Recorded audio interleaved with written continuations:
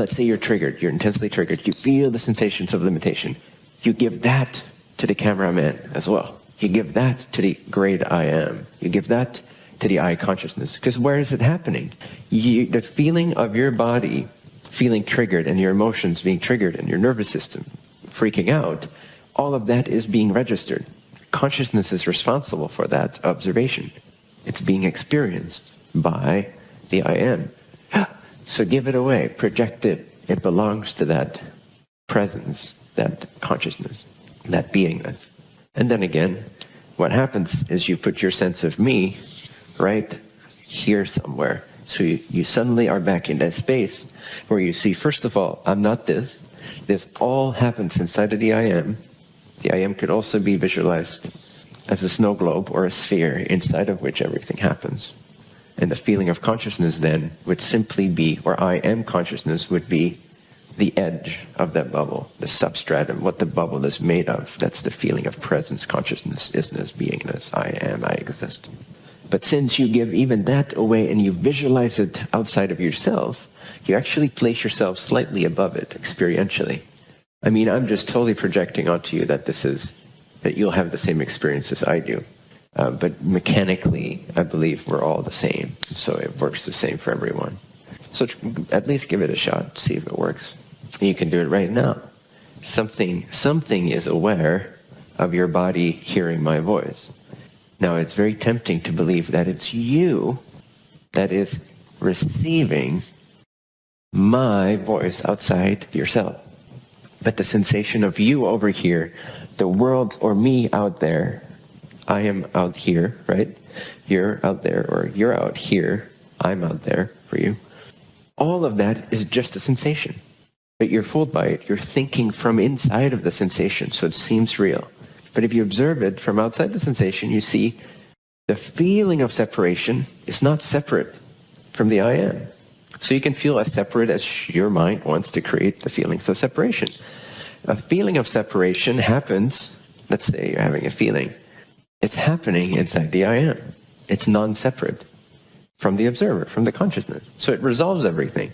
Just keep giving everything away, disown everything back to the I am.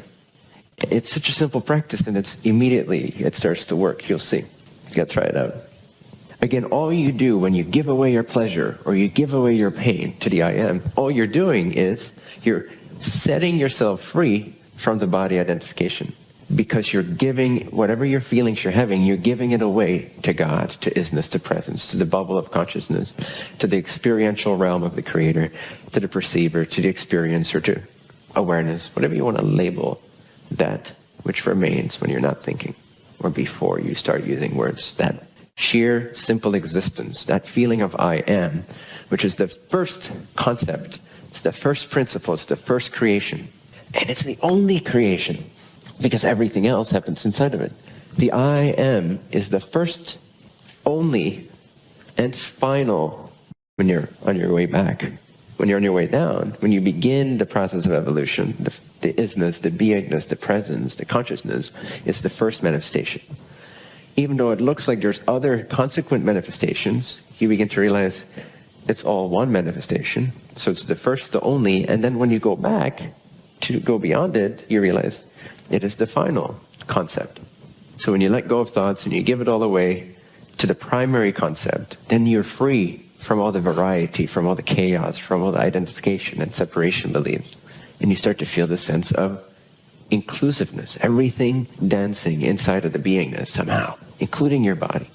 So you no longer really feel like you're your body. The more you practice this, you see that everything is your body. Basically, this whole thing is your body. You just thought it was inside the nervous system, but it's not. It's all part of it. That's also where love begins to come from. And you can actually feel inside the nervous system of other people. You can scan them for diseases, and you can just start to feel and see things the more you practice this. Because it actually is your body. There's no limitation to that. But if you always locate yourself here, you're not going to have that expansion. You're not going to have that sense of warmth, of oneness, of sort of oceanic, wave-like presence. You can never have that from the body point of view. If you do, it's always going to be egoic, it's always going to be owned, it's always going to be claimed, as long as you project the I am I feeling into the body as a small portion of the entire painting of the universe, then for as long as you do that, it doesn't matter how spiritual your experiences are, from that sense of I am the body, it's always going to be polluted. It's always going to be a fetish. It's never going to be a pure spiritual offering.